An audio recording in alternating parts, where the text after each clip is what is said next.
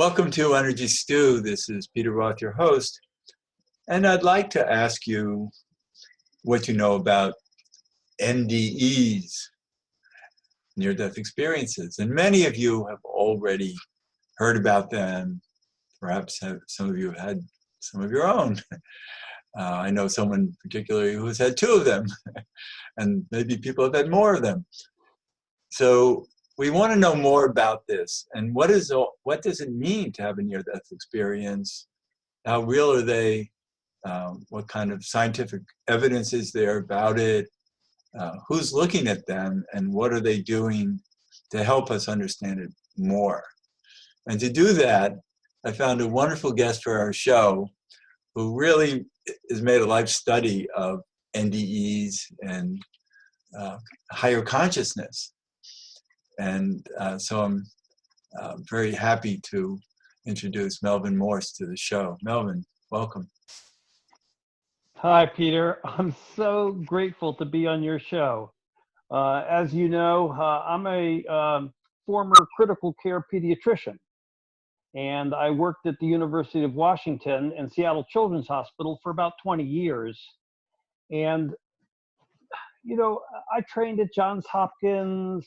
I had the typical medical perspective on what is a near-death experience, which, you know, in our mind was just caused by medications or you know, some sort of bizarre hallucination at the point of death, etc. So I had the typical medical perspective on them until I happened to resuscitate a young girl named Crystal Merslock in Pocatello, Idaho.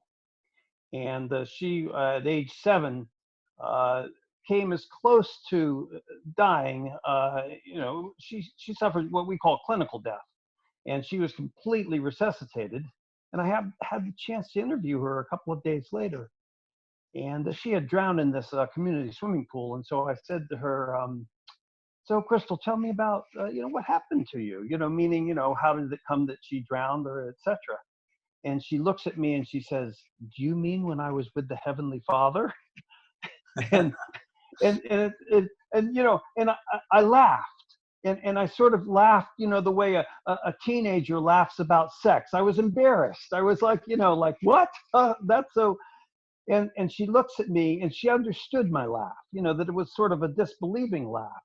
And she leaned over and she patted me on the wrist and she said, "You'll see, Dr. Morse, heaven is fun." And her experience was so extraordinary. She had a spirit guide named Elizabeth that took her to heaven. While she was in heaven, she met someone she thought was Jesus, and she said he was very nice. For your listeners who are Christians, nice to know. And she told me that she had to go back for a reason. And the reason was for love of her family, that her mother was to have a son, and the son would have heart disease. You know, so she had to go back to help out her mother. And she drew me a picture.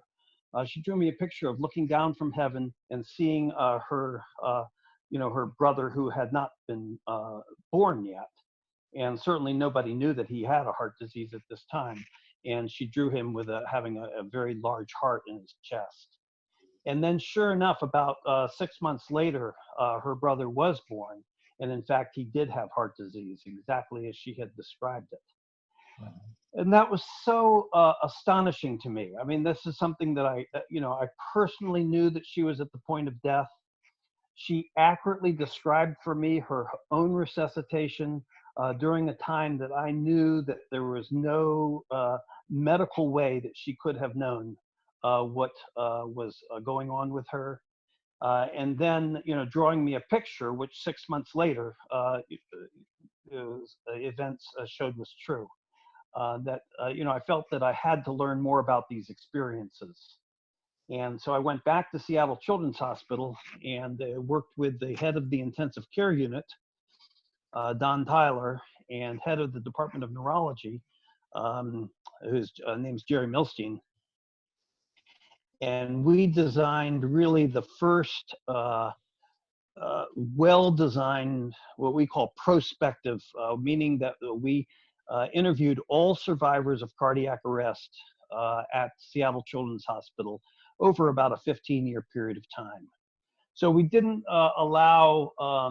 we didn't have volunteers, we didn't have people come to us, but we rather identified people or children that we thought were at the point of death, and then we interviewed them.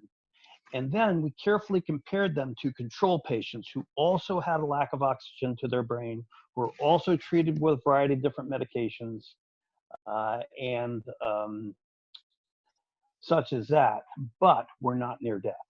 And we interviewed 26 children, and of them, 24 had this near-death experience. And none of them would have told anybody about their experience if we hadn't bothered to interview them. I mean, these, as one child said to me, I said to her, well, why haven't you told your parents about this experience?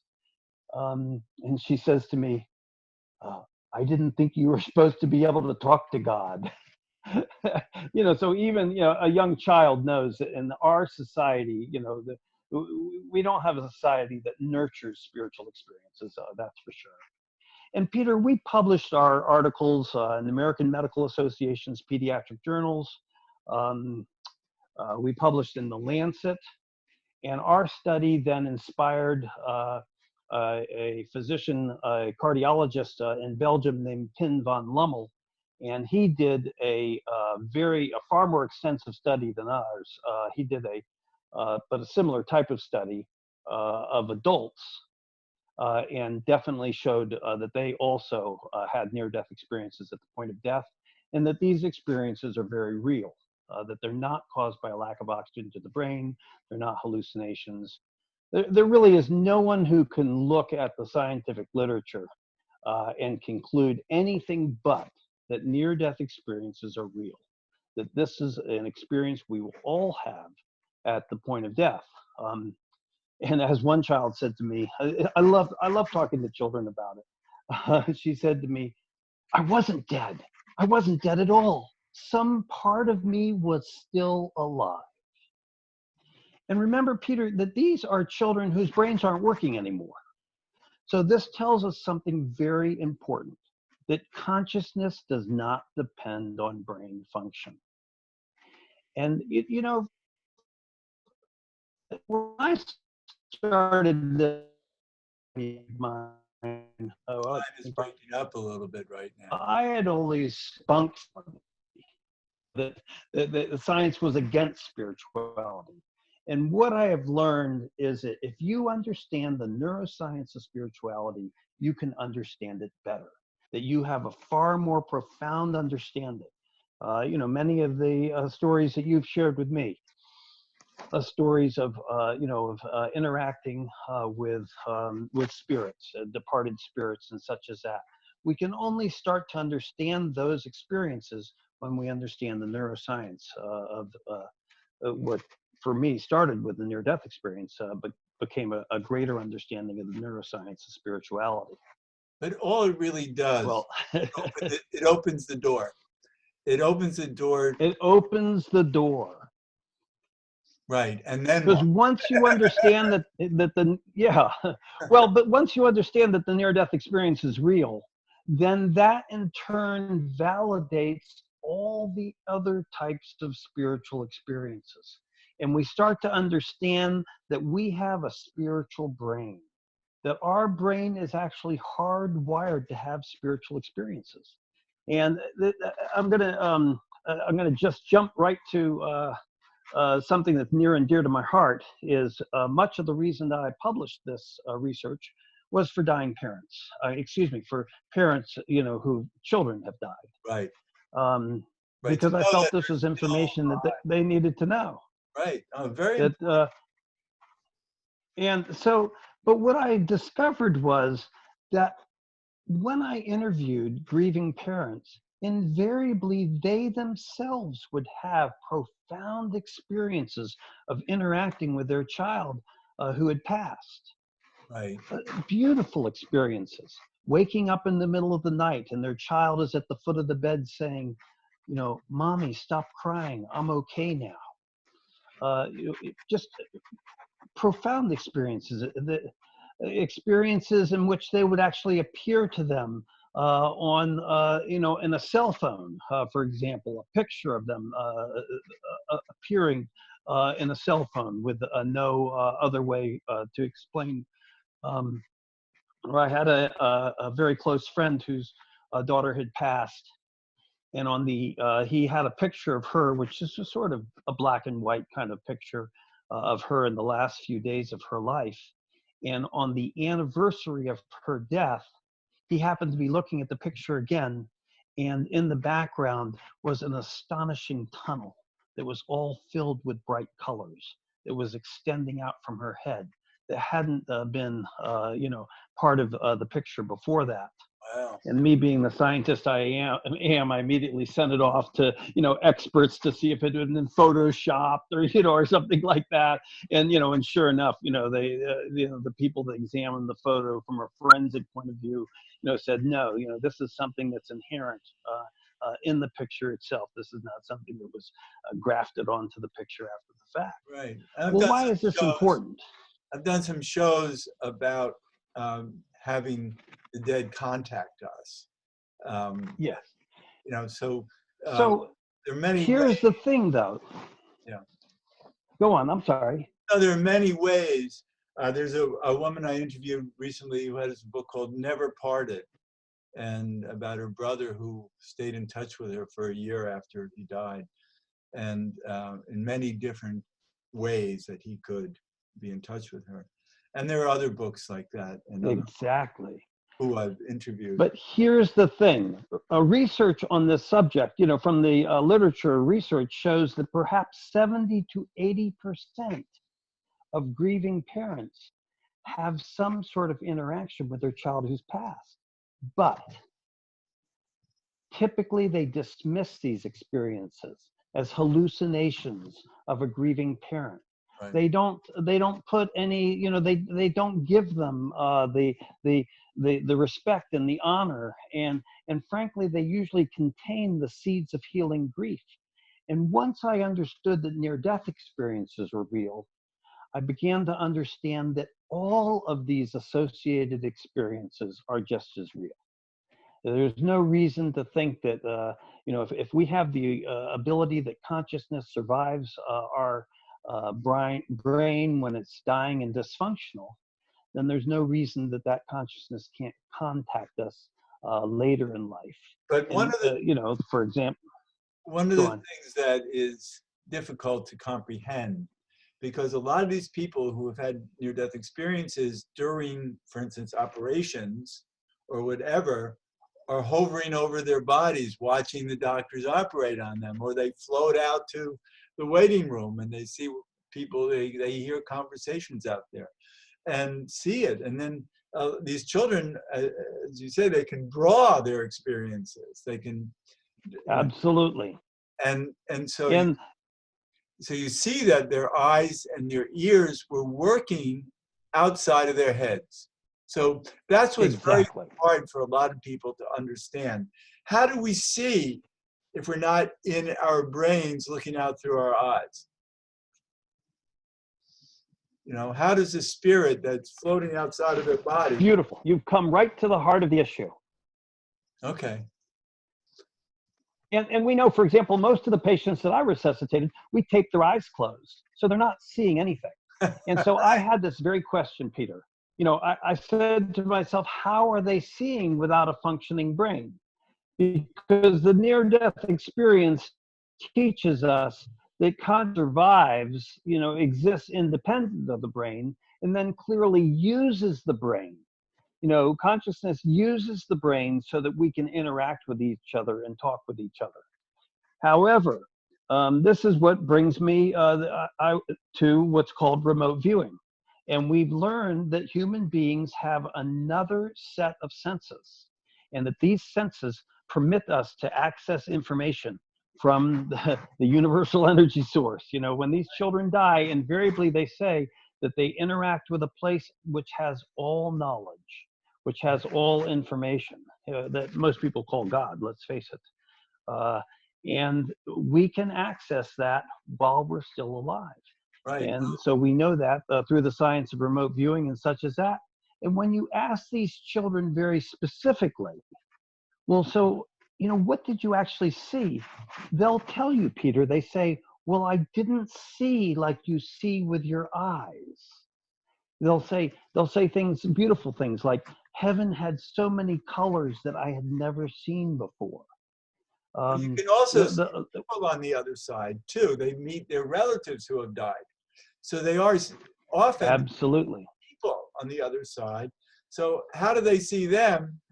And how do those people look to them? Because they interact with them on an extrasensory system that doesn't depend on the ears, eyes, no, our typical senses. And we know that that system exists, like I was telling you, because of the science of remote viewing.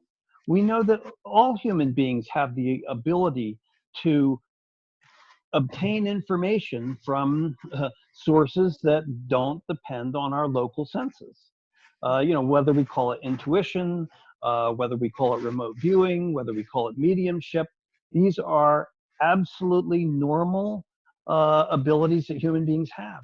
And I'll give you an example. Exactly what you're talking about. I saw this one boy. He nearly drowned. Excuse me, he didn't drown. He nearly suffocated to death because he dug one of these big tunnels on the beach, the way young kids will do.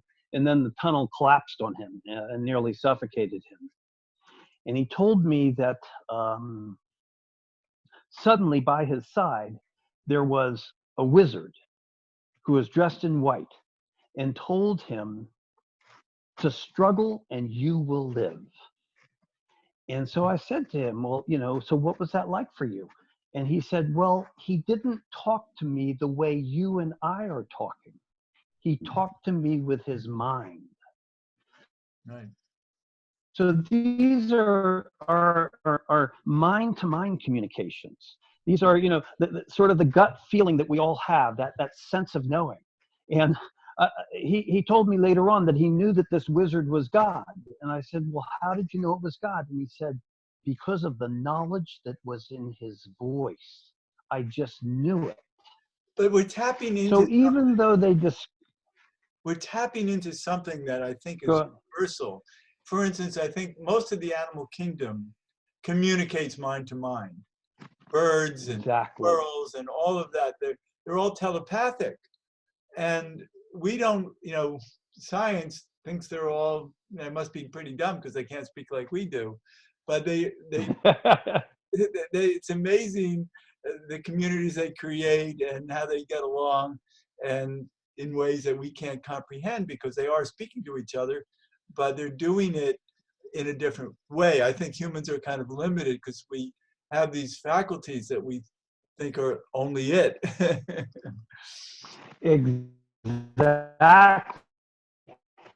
Okay. One of the main thing I've learned from studying near-death experiences is that we as human beings, we have so much more that we're capable of than just what we see with our eyes and just what we hear with our ears. That we really have the ability to communicate in mind to mind, to directly to the mind of the universe. But I think we're even cutting short how we see, because it's not like our eyes just see it. All we're getting are photons coming into our eyes. Our brain has to interpret it.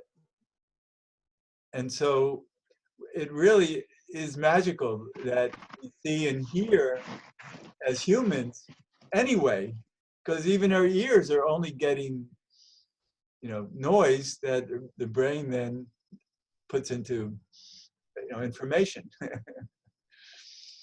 So maybe on the other side, it's kind of, Absolutely. I love talking to you, Peter. thank you. I know it's so Well, because talk with you. it's because you intuitively understand a very profound scientific thought.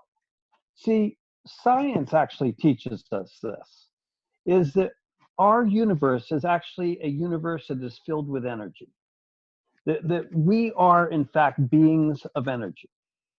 So what is it that we're seeing? Oh, when we actually see and we touch things and we hear things, etc. Our body has biosensors which analyze the energetic field around us.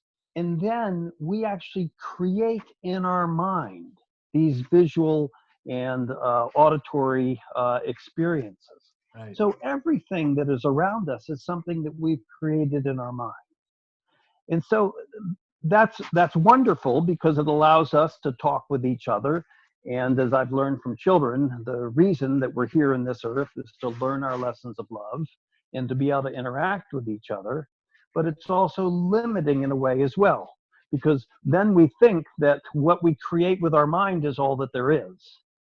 And that's what studying near-death experiences did for me, was that suddenly I realized, hey, wait a minute, here's children who don't have a functioning brain. And yet they're accurately telling me their own resuscitation. For example, one child told me that she saw me wearing a hat while I was resuscitating her. And you might think that's weird. Why would I be wearing a hat? You don't see that on TV. It's not a detail she could have made up. Well, she saw me wearing a hat because at our hospital, the team leader of a resuscitation wears a hat so that the leader can be quickly identified in, the hubbub of resuscitation. And yet she saw that detail. But she's seeing through a different system of consciousness. And so we have two streams of consciousness as human beings. I came to this as a scientist. So for those of you who have a philosophical or spiritual bent, you guys are saying, well, duh, so he's finally figured out what Tibetan monks knew 2,000 years ago. But human beings have two streams of consciousness. We have two ways of understanding the world. We have two ways of communicating and interpreting the world. And one is dependent on our five senses, and the other one is actually far more important. But it's also often obscured. It's often hidden, except for gifted people such as yourself. We're using that all the time anyway. And I gave a talk about that recently because our conscious mind is only on the surface. The unconscious mind, the subconscious mind, is where all our dreams come from, where there's so much that our subconscious knows universally, but can only give us so much because we're so programmed in limitation to accept so little of it. And, we, unfortunately, our conscious minds are really, immature compared to our universal minds. And so. And these are things that I learned from studying the near-death experience. Because think about what happens when we die. When we die, our conscious mind dies with us, our ego. And all that's left is what you're calling the unconscious mind. All that's left is our ability to communicate with the greater universe, our connection with this higher universal consciousness. Right. But we become children tell me this all the time. Right, but we become it. Right. Oh God! One child said to me, I went towards the light, but wait, I didn't go towards the light. I became the light. I was in the light. I was the light. Wow. It is the way that they'll often explain. Yeah. And they will say that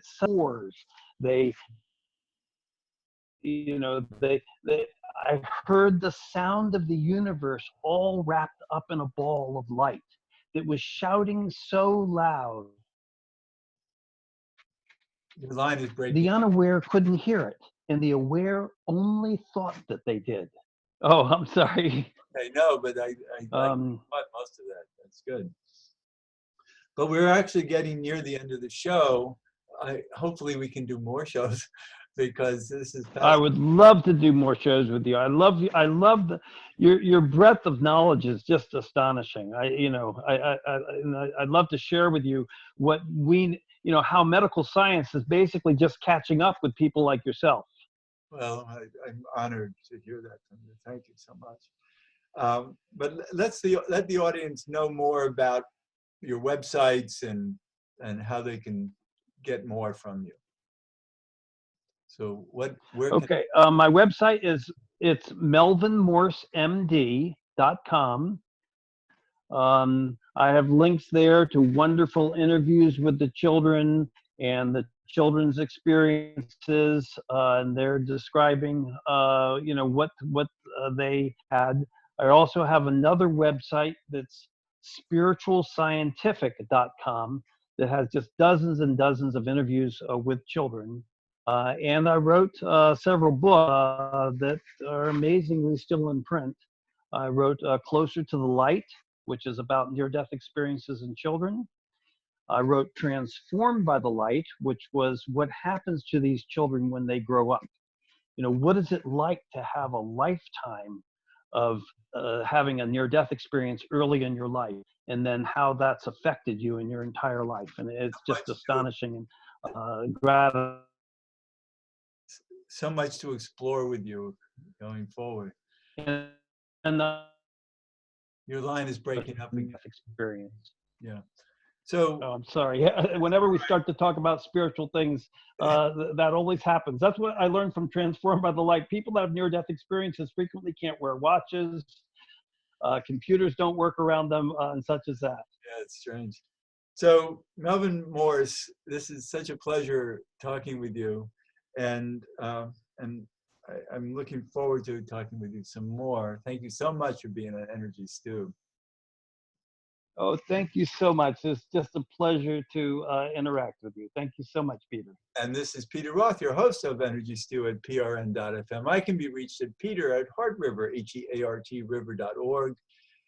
And I'd love to hear from you. Thanks so much for listening.